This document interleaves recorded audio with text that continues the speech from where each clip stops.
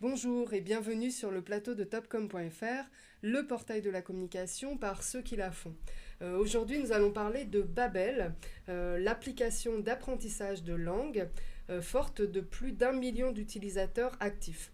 L'équipe française de cette entreprise, fondée en 2007, a concocté un remède original contre le spleen de septembre, la chanson anti-blues.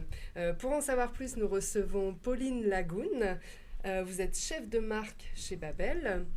Bonjour. Bonjour. Et merci d'avoir accepté notre invitation. Merci de m'avoir invitée.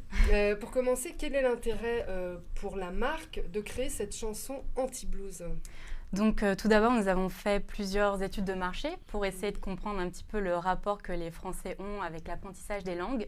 Et il faut dire que ce rapport est un petit peu douloureux. Donc on se rappelle qu'on a fait beaucoup de conjugaisons et de grammaire à l'école, mais très peu de pratiques orales, ce qui fait qu'on a un petit peu peur du jugement au moment de parler dans une autre langue. On a un petit peu peur des moqueries, on se rappelle un petit peu de ces moments-là. Et donc du coup, pour nous, cette chanson, c'était vraiment l'envie de dédramatiser l'apprentissage des langues. Et puis le deuxième objectif, c'était de vraiment être présent pendant la rentrée, qui est un moment très important en France. Donc outre le fait qu'on est un petit peu triste que ce soit la fin des vacances, on est quand même très motivé. C'est un moment où on a envie de démarrer de nouvelles choses. Donc c'est important d'être présent. Et donc quoi de mieux qu'une chanson pour se démarquer et dédramatiser l'apprentissage des langues. Voilà. D'accord, et avant de parler de la forme du clip, nous allons en regarder un extrait. C'est la fin de l'été, atterrissage forcé. Adieu coucher de soleil, demain on met le réveil.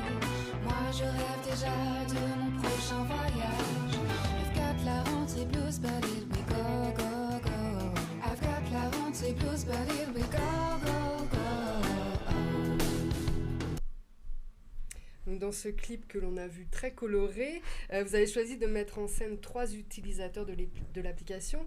Quel message souhaitiez-vous transmettre à travers eux ?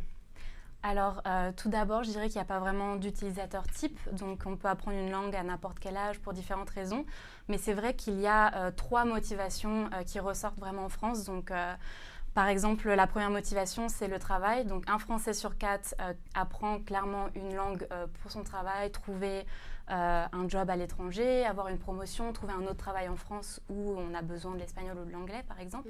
La deuxième motivation, c'est le voyage, donc l'envie de pouvoir mieux communiquer lorsque l'on part à l'étranger. Et puis la troisième motivation, c'est l'enrichissement personnel, un intérêt pour la culture d'un autre pays. Donc au lieu de vraiment mettre en avant des utilisateurs types, c'était plutôt ces motivations qu'on a voulu retranscrire dans cette vidéo. D'accord. Et comment a été créée cette chanson ?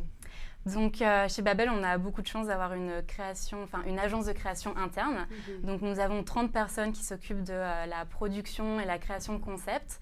Donc on a travaillé ce concept au sein de l'agence et puis on a aussi une équipe de Français dédiée pour chaque canal de distribution, donc qui nous a aidé à créer cette campagne en 360, parce qu'il faut savoir qu'on est basé à Berlin, mais on a une équipe française, donc c'est un petit peu la campagne sur mesure faite par les Français de Babbel pour les Français.